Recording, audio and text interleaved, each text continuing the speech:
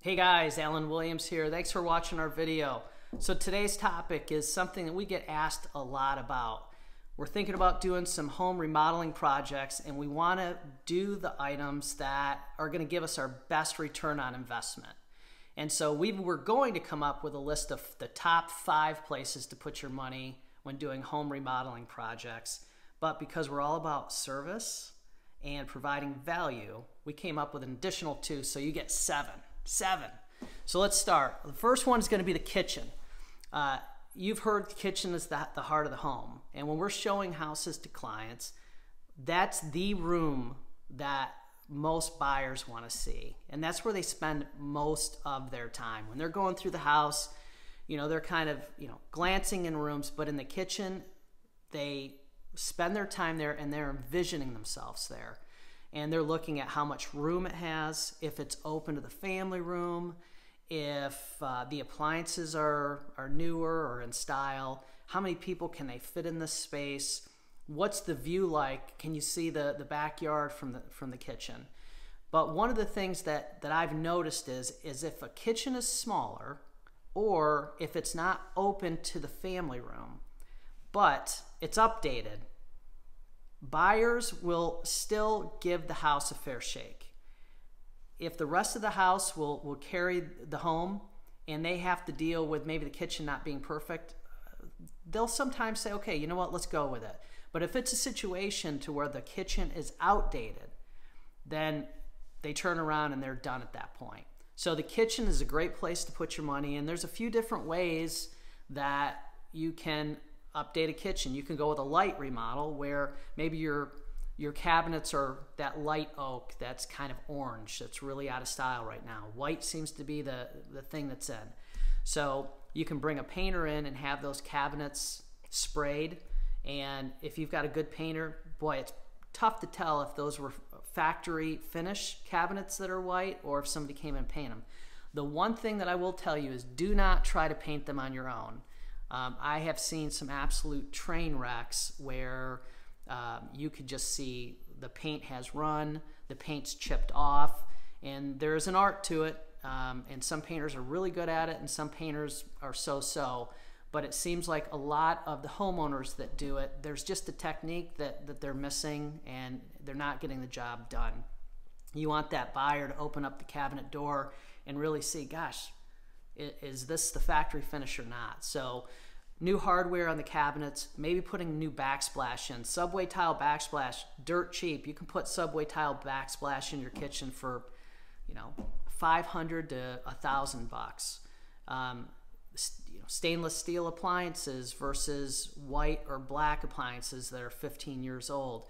And maybe if you're on a tight budget, maybe you're going to Lowe's or Home Depot and you're seeing if there's any returns on appliances. So maybe there's a dishwasher that has a really, really small scratch on the bottom left corner that you wouldn't even see, but they're giving a 25% discount on it and still has a full factory warranty. Winner. Buy it, load it up, and put it in. For the people that are looking to do a bigger remodel on the kitchen, spending $50,000 to over $100,000, they're going to be looking at doing cabinets, countertops, flooring, backsplash, appliances, all new lighting, and obviously there's a lot of resources for that. But the kitchen is a great place to put your money, and if you do it wisely, you're going to get a lot of that back when you go to sell it. The next place would be the master bathroom. The master bathroom is another home on the tour another room on the home tour where people just stop and really just kind of look around. They're looking at the tub, they're looking at the vanities, they're looking at the flooring, they're really looking at the shower. So again, if it's a situation where you're on a budget and you don't want to spend a lot of money, but you know that your master bathroom needs a facelift, painting cabinets, it's a good place to put your money. And you can have some fun in there. Instead of doing white cabinets, I've seen people do like a blue cabinets, I've seen people do gray, I've seen people do black, and it really stands out, especially when you pair that with some really cool ceramic tile on the floor that has a pattern or that has some of those colors. That can be dramatic. New mirrors, new faucets, both things that you can put some money into, not a fortune, but that's going to make a difference. For the people that are wanting to spend $15,000 plus, you may be looking at ripping out that heart-shaped jacuzzi tub that, yes, I've seen, and replacing that with a standalone tub, and then doing a big walk-in shower. Walk-in showers are very popular now. My buyers, the majority of them, where it used to be they wanted that separate bathtub from the shower, now if they have a choice, they'd rather have a huge shower versus having that separate tub and shower. So if if you're doing a big remodel, you may consider those things as well. But the soaking tubs now, a lot of them don't even have jets, so you're not going to have to worry about that additional expense, and they're not very expensive. You can get a nice soaking tub for $1,000 or $2,000. So again, the master bathroom, great place to put your money. You're going to get a lot of your money back out of it. The next place would be, and I'm going to kind of pair this with the master bath, is the half bathroom. The half bathroom, basically it's a closet. So you could do some nice stuff in there, dirt cheap. You could do a half bath remodel on the light side for under $1,000. And if you wanted to spend a couple $1,000s, you can dramatically change the look of that. And when our clients are going through houses, they're looking at the house not only from their perspective, but if they're being honest with you, a lot of them are walking through a house thinking, what are our guests going to think of this house? The half bathroom is going to be a room that the guests are going to use, and that's going to be a cheap place to update, and you'll get a lot of your money back out of that. The next thing would be flooring. So one of the big pet peeves for my clients is when they're walking through a home and you have different types of hardwood flooring. They're either different plank sizes, or the patterns are different, or the color of the stain is different.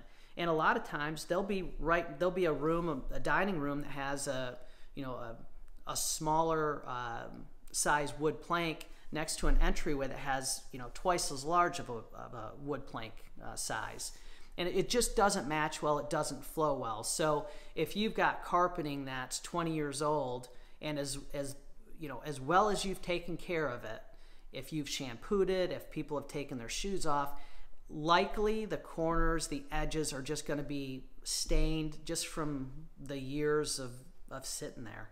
And if you have children, if you have pets, they're going to abuse that carpet. So either, if your carpet's only a few years old, a good cleaning is great. But if your carpeting is trashed, if your hardwood floors are just a mix match of different sizes, shapes, and colors, you really should consider pulling it all out and having it flow really well, so that when people are thinking about your house, they're thinking about your house in the positives, not, oh, that was the one that had those crazy wood floors that were, there was parquet flooring in the entryway and then other wood flooring right next to it.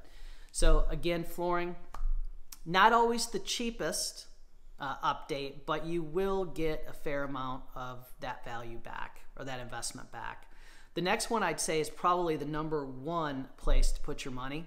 It's the cheapest thing that you can do when updating your house, and it's definitely the best return on investment, and that's paint, both interior and exterior.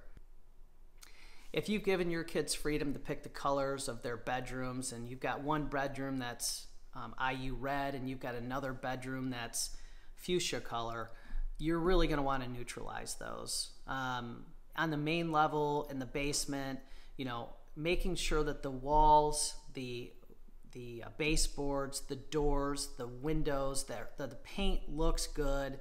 You'd be surprised, when you live in a house every day, you just don't notice the things as much. And when a client comes through your house the first time, if they like it, they're typically going to schedule a second showing. And in that second showing, they're going to be putting their white gloves on, and they're going to really be going through your home. So making sure that you have fresh paint, and that your trim boards are good and clean, your doors are good and clean, the window ledges, all of that. Paint is such a cheap thing to do. You can either do it yourself if you're good at it, or pay somebody, and you're not going to spend a fortune on it. You want to take really a little bit of time and look at the exterior of the home too, because the paint on the exterior is important as well. I can't believe how many houses that I'll show that the soffits on the outside of the house underneath the roof overhangs, they're either, you know, completely filthy, or the paint has faded so much that it almost looks like there's mold growing on them. Buyers notice that, and you have to remember when they're going through your house, both inside and out, just imagine their calculator and that cash register is ringing. They're thinking about what are the things that we're going to need to do when we move into this house, let alone the down payment and closing costs and moving costs that we're going to have when we buy this thing. So again, paint is cheap. Make sure you're going with colors that are going to play well with your furniture, that are going to play well with the flooring, and that are in vogue. You don't want to use an outdated paint color because, you know, you're going to hurt yourself at that point. So again, paint. The next thing is what I'm going to call hardware, and this is number 5, hardware. I'm going to lump lighting, I'm going to lump hinges, doorknobs, light fixtures, towel racks, etc., all together into hardware. And you know, you can get hardware super cheap these days. Faucets are another one. You can get on Amazon and you can get builder packs of doorknobs and hinges dirt cheap in different finishes. You can go on Wayfair.com and you can get lighting dirt cheap, have it sent in, and have someone install it for you. Towel bars, you know, faucets, all of those things, you can get those online. You can go to your big box stores and you can find really good values on those things that are going to give you a nice facelift in just the little accent pieces, I guess, to your home. And people do pay attention to that. So again, kind of keep that in mind. The next thing, number 6, would be front door and garage doors. Some of you may have no issue with this. Maybe the front door, you just need to put a fresh coat of paint on it. But if your front door is really beat up, if your dog has scratched it from wanting to get out or come in the house, if you've got wood rot on it, if it's just falling apart, replacing the front door and garage doors, really, believe it or not, I mean, I've looked at the statistics. You get almost dollar for dollar that money back. That's a really good place to put it, and it's a first impression situation. When people walk up to your front porch and they go to grab that front door, it's a first impression thing. That's the threshold to your house. So that front door is going to kind of set the tone for them. So again, front door and garage doors. The garage doors, you may have hinges falling off. It may be rusted. You may have dents in it. If it's wood, there could be moisture, swelling. Replace those things. Put new garage doors on. It's going to look a ton better, and you will get your money back out. And then the last thing, number 7, is curb appeal. You know, when people are driving by your house and the for sale signs in the front yard, they're going to be looking at the front of the house. So how's your landscaping? This is super cheap to do. A lot of it's just sweat equity and a little bit of time. Have you edged your mulch beds? Put fresh mulch in. How's your bushes and flowers look? Are they trimmed? Are you keeping the grass green? If you're thinking that you're gonna sell the house in the spring, maybe consider in the fall aerating and reseeding it, keeping the grass nice and green, and spending a little bit of money on potted flowers and really dressing up the front of the house so that when people do pull up, they're excited to come through your house. There's an old saying that when you're selling your house, it's not just a popularity contest, it's a beauty contest too. So all of these things are going to allow you to enjoy your house while you're living there. And when you go to sell it, these are all things that you're going to need to think about doing when it comes time to sell. So may as well do some of them now and enjoy them. And that way, when you're ready to sell, you got a lot less things to do to get it market ready. I hope you found the video helpful. If you have any questions, please give me a call, 317-339-2256. And you can find me online at indyfinehomes.com. Have a great day. Bye.